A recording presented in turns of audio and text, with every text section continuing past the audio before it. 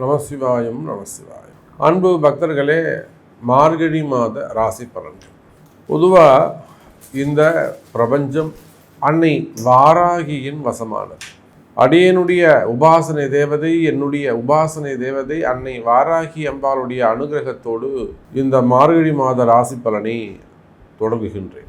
பிரபஞ்சம் வாராகியின் வசமானது. நாம பார்க்க இருக்கின்ற தலைப்பு மார்கழி மாத ராசி பலன். எத்தனை மாசங்கள் இருந்தாலும் அந்த எல்லாருமே வாழ்க்கையில பெரியவங்கலாம் என்ன சொல்லுவாங்க, கொஞ்சமாவது புண்ணியம் பண்றா, கொஞ்சமாவது புண்ணியம் பண்ணு, வெறும் பாவத்தையே பண்ணாத, ஆனால் நீ கொஞ்சமாவது ஏதேனும் ஒரு தான தர்மம்னு கொஞ்சம் புண்ணியத்தை சேர்த்துக்கோ, அதை உன்னை காப்பாற்றும் அப்படின்னு வாழ்க்கையை வாழக்கூடிய வழிமுறையை நம்ம பெரியவங்க முன்னோர்கள் வீட்டில் இருக்கக்கூடிய தாத்தா பாட்டி அவங்களால நம்ம சொல்லிக் கொடுப்பாங்க.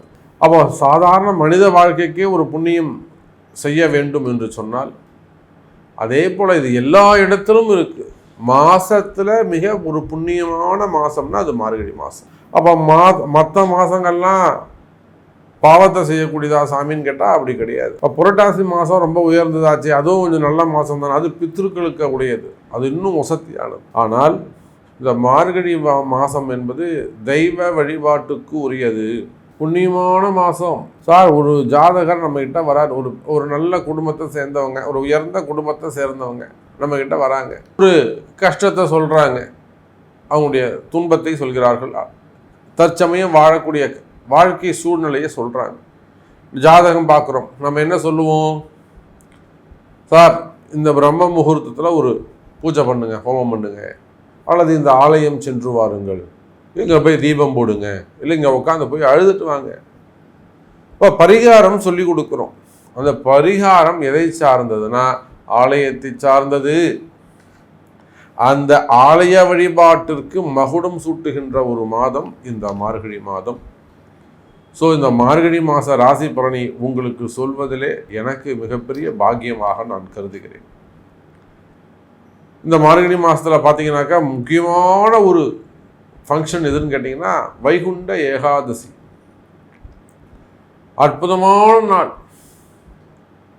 ஜனவரி மாதம் இந்த மார்கழி கடைசியில் வருது, 28 தேதிக்கிட்ட வருது வைகுண்ட ஏகாதசி.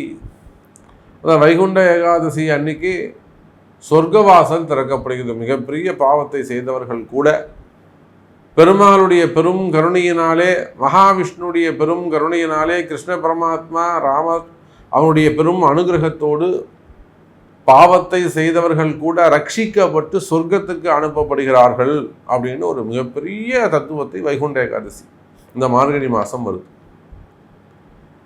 அதே போல் ஆடல் அரச பெருமான் என்று சொல்லக்கூடிய நர்த்தனம் ஆடக்கூடிய அம்பலவான பெருமானுக்கு ஆருத்ரா தரிசனம், அதுவும் மார்கழி கடைசி 29 தேதி கிட்ட வருது. ஆருத்ரா தரிசனம் அது அற்புதமான புண்ணியம். அதே போல ஹனுமன் ஜெயந்தி அமாவாசை அன்றைய தினம் வருகிறது ஹனுமன் ஜெயந்தி. அப்போ பேர் தான் மார்கழி மாதமே தவிர முழுக்க முழுக்க முழுக்க தெய்வ வழிபாட்டினாலே மனித உயிர்கள் படுகின்ற துன்பத்தில் இருந்தும் அந்த கர்மாக்கள் இருந்தும் ஓய்வு பெறுவதற்காக நம்முடைய ஜோதிட சாஸ்திரம், வானிலை சாஸ்திரம் வகுத்து கொடுத்த ஒரு அற்புதமான மாதம் இந்த மார்கழி மாதம். அதில் பார்த்தீங்கன்னாக்கா இந்த 16ஆம் தேதி முதல் மார்கழி 1ஆம் தேதியிலிருந்து மார்கழி 11ஆம் தேதி வரலும் கிரகமாளிகா யோகம் அப்படின்னு ஒன்று நடக்குது. மார்கழி 1லேருந்து மார்கழி 11 வரலும் கிரகமாளிகா யோகம். என்ன சாமி கிரகமாளிகா யோகம்னா, வரிசையாக கிரகங்கள் அமைந்திருப்பது. துலாம் விருச்சிக ராசியிலிருந்து மீன ராசி வரை 5 பாவகட்டங்களிலும் மாலை கோர்த்தார் போல அற்புதமாக அந்த கிரக அமைப்புகள்லாம் அமைந்திருக்கு. அதில் பார்த்தீங்கன்னாக்கா எப்பொழுதும் போல ரிஷபத்திலே குரு பகவான், கடக செவ்வாய் அமைந்திருக்கிறார், அதோடு கூட கன்னியில் கேது, புதன் பகவான் விருச்சகத்திலும், சுக்கிர பகவான் மகரத்திலும், சூரியன் தனுசு ராசியிலும், சனி கும்பம், மீனத்திலே ராகு. அப்போ முதல் 15 நாட்கள் மார்கழி மாதம் அற்புதமான கிரக அமைப்பு. யாரெல்லாம் இந்த முதல் 15 நாட்கள் பயன்படுத்திக்கிறீங்களோ, காலம்பரம் 4 மணிக்கு எழுந்து கோவிலுக்கு போயிட்டு வழிபாடு செய்கிறீங்களோ, தீபம் போகிறீங்களோ, யார் 4 மணிக்கு எழுந்து குளிச்சுட்டு வீட்லேயோ கோவில்லையோ போய் தீபம் போட்டு வரீங்களோ, நிச்சயமாக உங்களுக்கு வாழ்க்கையில் நல்லது நடக்கும். கிரக அமைப்பு அப்படி இருக்குது, நான் சொல்லலைங்க. இதெல்லாம் ஜோதிட சூக்ஷ்மங்கள், இதை நீங்கள் பயன்படுத்திக்கணும். ஜோதிட ரகசியங்கள். நான் என்ன சாமி பண்ணணும், வெற்றி பெறணுமே, நான் ஜெயிக்கணுமே, நான் தோத்துக்கிட்டு இருக்கேனே, நான் ஜெயிக்கணுமாச்சே சாமி, என் கஷ்டம் விலகணுமே சாமி அப்படின்னு நீங்கள் ஜெயிக்கணும்னு ஆசைப்பட்டீங்கன்னா நிச்சயமாக உலகம் முழுவதும் வாழக்கூடிய அன்பர்களே இந்த முதல் 11 நாட்கள் தீபம் போட்டு பாருங்கள். சார், ஒரே 1% உங்கள் வாழ்க்கை மாறலன்னா நீங்கள் என்ன ஏன் சாமி இப்படி சொன்னீங்கன்னு எனக்கு கேளுங்க. அந்த அளவுக்கு கிரக அமைப்புகள் சிறப்பாக உள்ளன. சரி, வாருங்கள் நண்பர்களே, இந்த புண்ணிய மார்கழி மாத ராசி பலனை உங்களுக்கு எப்படி இருக்குது, உங்கள் ராசிக்கு என்ன சொல்லுதுன்னு பார்த்துடலாம். அன்பார்ந்த தனுசு ராசி நேயர்களே, தனுசு ராசி நேயர்களே, அற்புதமான மாதம். ராசிநாதன் குரு பகவான் எப்பொழுதும் போல ராசிக்கு 6வது வீட்டில் மறைவோடு இல்லைங்க, அவர் வக்ரகதியும் அடைஞ்சிருக்கார். இதில் இன்னொரு சிறப்பு என்னன்னு கேட்டிங்கன்னா, 12ஆம் அதிபதியாக வரக்கூடிய 5-12 கூடிய செவ்வாய் 8ல் நீச்சம். பாருங்கள், இந்த வாட்டி எல்லாமே உங்களுக்கு அவயோகமாக இருக்குது. அந்த அவயோகங்கள் ஒரு சுபயோகமாக மாறுது. ராசிநாதன் 6ல் மறையக்கூடாதுங்க, 6ல் மறைஞ்சிட்டார். மறைஞ்சவர் வக்ரம் பெற்றுட்டார். அதனால் அவர் 5ஆம் பாவத்தை நோக்கிய பயணம் நிச்சயமாக அவருடைய பார்வை ஒரு கடைக்கன் பார்வை, ஒரு அணு தான், ஒரு மைக்ரோ லெவலில், ஒரு சின்ன கண்ணுக்கு தெரியாத ஒரு அணு லெவலில் இருந்தாலே போகிறோம் தனுசு ராசிக்கு. ஓகே, அப்போது ராசிநாதன் குரு பகவான் 6ல் மறைந்தாலும் வக்ரம் பெற்ற காரணத்தினால் தனுசுக்கு நன்மை. 5-12 கூடிய செவ்வாய் 8ல் மறைவு, 12ஆம் அதிபதி 8ல் மறைஞ்சு நீச்சம் அடைஞ்சதால ஒரு லாபம். இதெல்லாம் அவயோகம். அந்த அவயோகங்கள் எல்லாம் யோகமாக மாறுகின்றன. புரியுதா? அதே போல 6-11 கூடிய சுக்கிரன், 6-11 கூடிய சுக்கிரன் 2வது வீடு மற்றும் 3வது வீடு சனியோடு சேர்ந்து விடுகிறார். உண்டா இல்லையா? 6ஆம் அதிபதியாக இருக்கக்கூடியவர் 3வது இடத்துல மறைஞ்சி அசுபரோடு சேரும்போது அங்கேயும் அவயோகம் சுபயோகமாக மாறுகிறது. அப்போ இந்த 3 அமைப்புகள் 3, 6, 8 இந்த 3 மறைமுக ஸ்தானங்களும் மாறாக வலுப்பெறுகின்ற பொழுது, அதாவது அசுபஸ்தானமாக வலுப்பெறாமல் அது சுபஸ்தானமாக மாறுகின்ற பொழுது ஒரு நல்ல யோகம் தனுசு ராசிக்கு காத்திருக்கிறது. சார், முடியாத பிரச்சனை நல்லபடியாக சீக்கிரமாக முடிஞ்சிடும் சார். அது கல்யாணமாக இருக்கலாம், காதலாக இருக்கலாம், காதல் திருமணங்களாக இருக்கலாம், ஒத்துக்காத விஷயமாக இருக்கலாம்,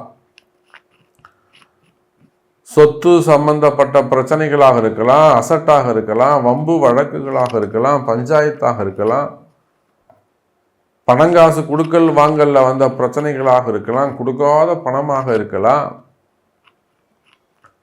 அப்போ ஏதோ ரொம்ப நாளாக ஒரு விஷயம் இழுத்து பறிச்சுக்கிட்டு இருக்குன்னு வச்சுக்கோங்களேன், அந்த விஷயம் நல்ல முறையில் முடிய போகுதுன்னு அர்த்தம். அது உயிராக இருந்தாலும் சரிதான். ஒரு வயசான ஒரு வீட்டில் ரொம்ப நாளாக ஒரு 84 வயசு 85 வயசுக்கு மேலே வச்சுப்போமே, அவர் கஷ்டப்படுறது பார்த்தா நமக்கு கஷ்டமாக இருக்குது அப்படின்னு சொல்கிறக்கூடிய குடும்பம் இருக்கும். அதெல்லாம் சுபத்துவமாக முடியும்.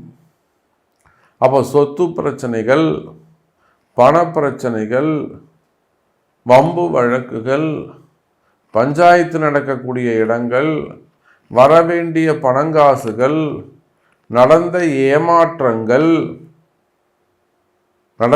நீங்கள் நல்லது நன்மை ரொம்ப நாம் புத்திசாலித்தனம்னு நினச்சி ஒரு விஷயத்தை செய்வீங்க, அங்கே போய் நீங்கள் ஏமாந்துட்டு அஜய்யோன்னு உட்காந்துருப்பீங்க.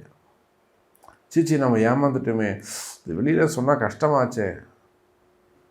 அந்த மாதிரி ஏமாற்றங்கள், உடல்நிலை ஆரோக்கியத்தில் மாறான செயல்பாடுகள். என் உடம்பு இப்படி இருந்தது சாமி, இப்போ இப்படி ஆயிடுச்சு, நான் நினச்சி கூட பார்க்கல. ஹெல்த்து இந்த அளவுக்கு சேஞ்ச் ஆகணும்னு நினச்சே பார்க்கல.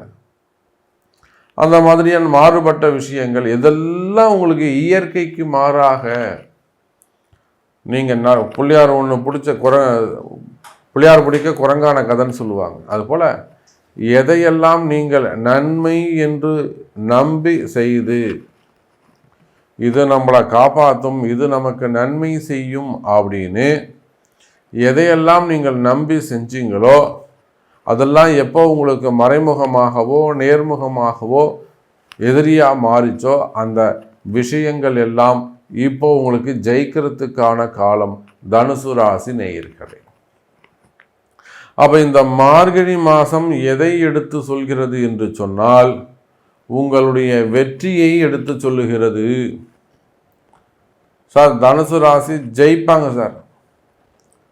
3ஆம் இடத்துல அற்புதமாக இருக்க சனி, 6, 11, 11ஆம் அதிபதி 3ஆம் இடத்துல போய் அது 2ஆம் இடத்துல 11ஆம் அதிபதி 2ஆம் இடத்திலும் 6ஆம் அதிபதி 3வது இடத்திலும் இருப்பது பணவரவு தனவரவை குறிக்கும்.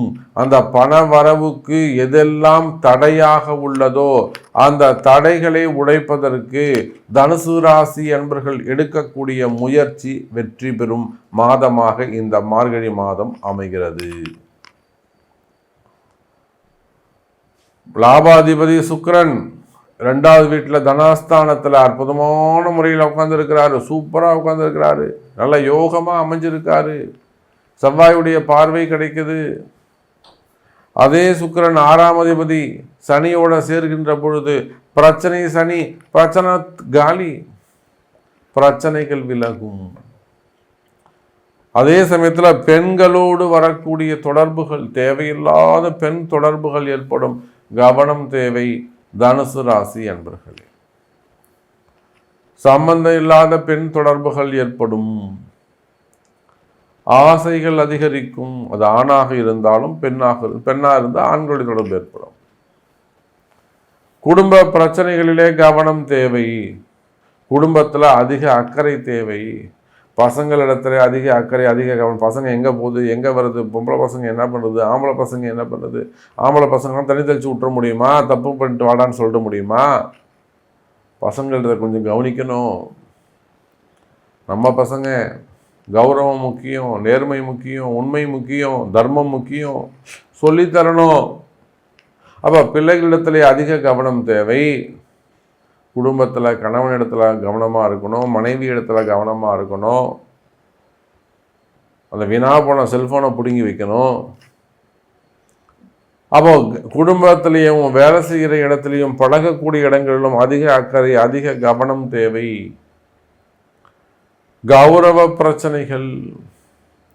அதே போல் பணங்காசு கொடுத்து எங்கேயாவது ஏமாந்திருப்பீர்களே ஆனால் தனுசு ராசி நேயர்களை அந்த இழந்த பணத்தை அல்லது இழந்த வேலையை, எனக்கு வேலை போச்சு சுவாமி, இழந்த வேலை வாய்ப்புகளை கூட மீண்டும் பெறுவதற்கு வாய்ப்புகள் உண்டு தனுசு ராசி நேயர்களே. அதே போலத்தான் பழைய வீடுகள், பழைய வண்டி வாகனங்கள் வாங்குவதற்கு வாய்ப்புகள் உண்டு.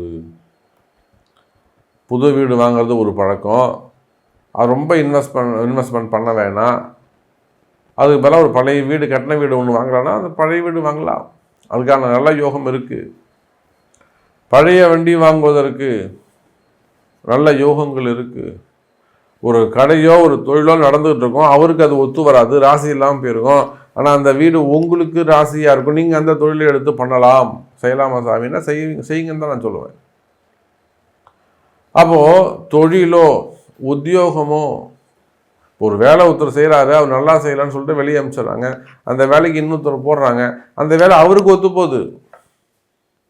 இது எல்லாமே ராசிமானம். அப்போ எந்த விஷயங்கள் எல்லாம் இது எனக்கு ராசியாக இல்லையே அப்படின்னு தனுசு ராசி என்பவர்கள் வருத்தப்படுகிறார்களோ, இது எனக்கு இப்படி போயிடுச்சா சாமி, எனக்கு நல்லவே இல்லையா சாமி, யாரெல்லாம் வருத்தப்படுகிறார்களோ அவர்களுக்கெல்லாம் அந்தந்த விஷயங்கள், அந்த செயல்பாடுகள், அந்த தொழில், அந்த உத்தியோகம், அந்த வருமானம் அந்த பூமி உங்களுக்கு ராசியான காலமாக மாறும். அந்த மாதிரி ஒரு கிரக அமைப்புகள் உள்ள மாதமாக இந்த மார்கழி மாதம் அமைகிறது தனுசு ராசி நேயர்களே. அப்போ ஒரு வரியில் சொல்ல வேண்டும் என்று சொன்னால் ராசியான மாதம், சுபயோகங்கள் நிறைந்த மாதமாகவும் இந்த மாதம் அமைகிறது என்பதை சொல்லிக்கொண்டு, இதுக்கு மேலே உங்கள்கிட்ட கேள்விகள் இருக்குமே, ஆனால் உங்களுடைய பிறப்பு ஜாதகத்தை கொண்டு தொடர்பு கொள்ளுங்கள் என்பது தெரிவித்துக் கொண்டு மீண்டும் ஒரு அற்புதமான பதிவில் சந்திக்கிறேன். நன்றி, நமச்சிவாயம். ஜெய் வராகி, ஜெய் ஜெய் வராகி.